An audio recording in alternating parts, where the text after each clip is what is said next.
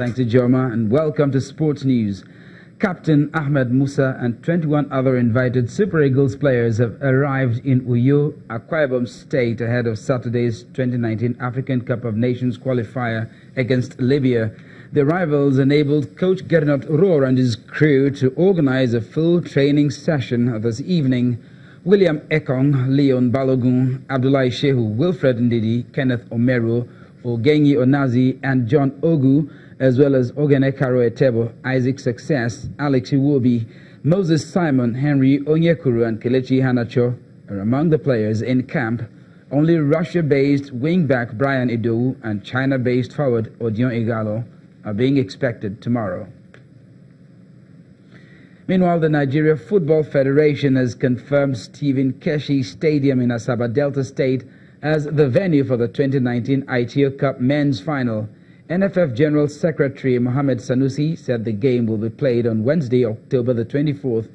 Mr. Sanusi also revealed that the Women's Final will hold on Tuesday, October the 23rd at the Samson Siasia Stadium in Yenagoa, Bayelsa State. Aqua United are the holders of the Men's Cup, while Rivers Angels are the Women's Champions.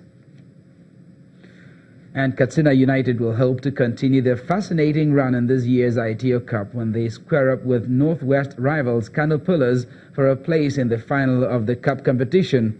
Katsina United, who are unbeaten in the last 3 ITO Cup games, are seeking their first win over Kano Pillars, who have dominated in all their 3 meetings this season. The 1997 finalists have only managed a draw with Pillars in their 3 meetings this season. Head coach Abdullahi Bifo has confirmed the availability of Destiny Ashadi, Martins Usule, Lukman Mohammed and Usman Barao for the encounter belt for the Agege Stadium in Lagos tomorrow. Meanwhile, Rangers International Football Club of Enugu are set to brush aside the challenge of Nasarawa United to qualify for the final of the 2018 ITO Cup as both sides trade tackles at the Sani Abacha Stadium in Kano. The Flying Antelopes are targeting their first final appearance in over a decade after they narrowly lost to now-defunct Dolphins in 2007, while Nasarawa United were the losing finalists in 2016. The 5-time champions will rely on the experience of Oke Odita, Chiamaka Madu, Godwin Zaki, Godwin Aguda and Chidera Eze. Nasarawa United will count on the goal-scoring prowess of Nojim Olukoku, Ikechukwu Nwane, Kabiru Balogun and the expertise of goalkeeper Suraj Ayeleso.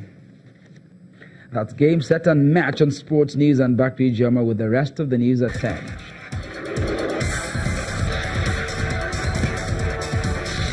Thanks, Charles. South Africa's former Finance Minister Tito Mboweni has replaced Nhlanhla Nene as the country's finance minister.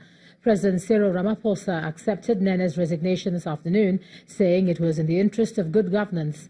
Nene quit after admitting meeting members of the Gupta family who have been accused of corruption. Last week, he told the judge led inquiry into the alleged influence of the Guptas about meetings that he had previously denied. The Guptas, alleged to be one of the country's most influential families, have been accused of working with former President Jacob Zuma to secure government contracts and undermine cabinet appointments. Mrs. Zuma and the Guptas have denied the allegations. And U.S. President Donald Trump has accepted and announced the resignation of America's ambassador to the UN, Nikki Haley. Following their meeting in the White House earlier today, Trump praised Haley as a fantastic person who's done an incredible job, saying he would gladly welcome her back into his administration down the line. The president said Haley had informed him about their decisions to leave 6 months ago, but a source familiar with the White House says Haley notified the president about her decision last week and did not tell Secretary of State Mike Pompeo or White House National Security Advisor John Bolton. Both men were quite surprised by the announcement. The president says he has plans to name a successor for the top diplomatic position in 2 or 3 weeks. And the main news again. Federal lawmakers today resumed sitting today after a prolonged recess dating back to July the 24th, 2018. Their resumption was greeted by some National Assembly legislative aides protesting non-payment of their wages. Also today, leaders of the Pan-Yoruba socio-political group Afenifere met with the former president Olusegun Obasanjo behind closed doors. And South Africa's Finance Minister Nene today resigned over his alleged links with the Gupta family in a corruption scandal. He's been succeeded by the former central bank chief, Tito Mboweni. And that's the news at 10 tonight. Thanks so much for staying with us. I'm Ijoma Bunyato. Do have a good night.